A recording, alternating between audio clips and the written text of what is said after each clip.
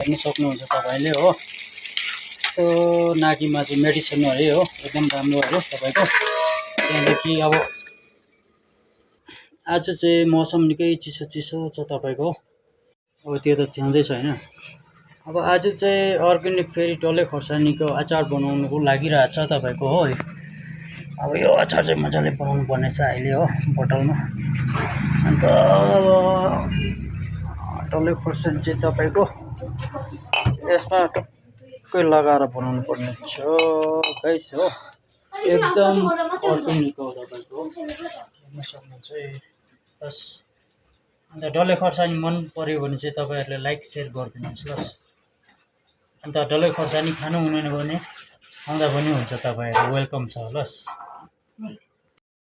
Hello guys, आज चाहिँ मौसम एकदम बिहानदेखि आज चिसो चिसो रहेछ तपाईँको कि। त्यसले गर्दा चाहिँ म चाहिँ तपाईँको हल्का यो बोतल चाहिँ अचार बनाउनुको लागि चाहिँ यो हल्का हिटरमा यस्तो तताउँदैछ हो। चिसो हुनु हुँदैन नि तपाईँको अचार बनाउँदा कि।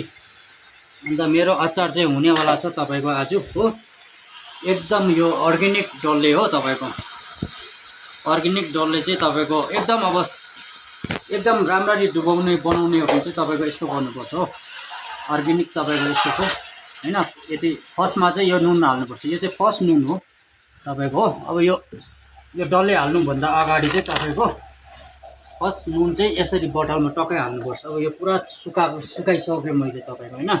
त्यहाँदेखि यो खोर्सानी पनि तपाईँको अब हल्का पानी एउटै हुनु हुँदैन तपाईँको होइन, हल्का।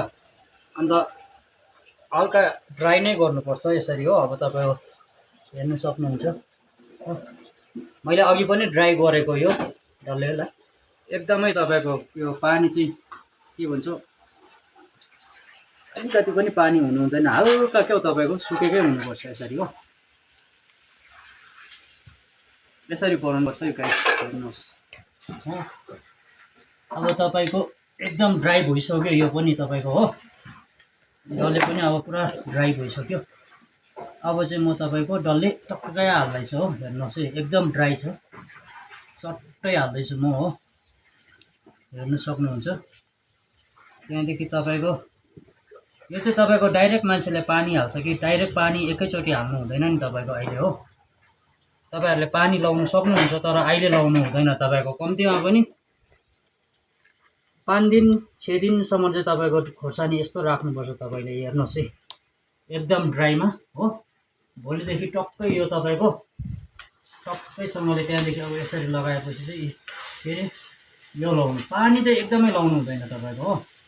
त्यहाँदेखि तपाईँको यस्तो पाराले नुन हाल्नुपर्छ, यस्तो नुन टक्कै लाउनुपर्छ तपाईँको। त्यहाँदेखि चाहिँ तपाईँको चाहिँ 5 दिनसम्म चाहिँ यो बिउको ढक्कन बिहान टक्कै खोल्यो, बिहान बिहान घाममा हाल्दा तपाईँको यो खोलेर चाहिँ टक्कै खोल्यो, अन्त फेरि घाममा सुकाउनुपर्छ होला। अन्त चाहिँ तपाईँको गाइस यो एकदम दामी हुन्छ, हेर्नु सक्नुहुन्छ है। यस्तो बनाउनुहोस् है, यस्तो पाराले। कतिले चाहिँ पानी डाइरेक्ट लाउँदो रहेछ नि तपाईँको, त्यो चाहिँ राम्रो हुँदैन तपाईँको हो। एकदम ड्राईमा नुनको मात्रै पानी हुनुपर्छ तपाईँको। अन्त डल्ले तपाईँले जति 2-3 साल पनि राख्नु सक्नुहुन्छ, तर पानी चाहिँ ट्याक्कै हाल्नु हुँदैन, एकदम ड्राई हुनुपर्छ डल्ले खोर्सानी। प्लस तपाईँहरूले पनि ट्राई गर्नु सक्नुहुन्छ। Plus thank you. अन्त तपाईँहरूलाई अब मैले बनाएको ट्राई मन पर्यो भने तपाईँहरूले लाइक सेयर गरिदिनुहोस्, comments plus. Okay, thank you.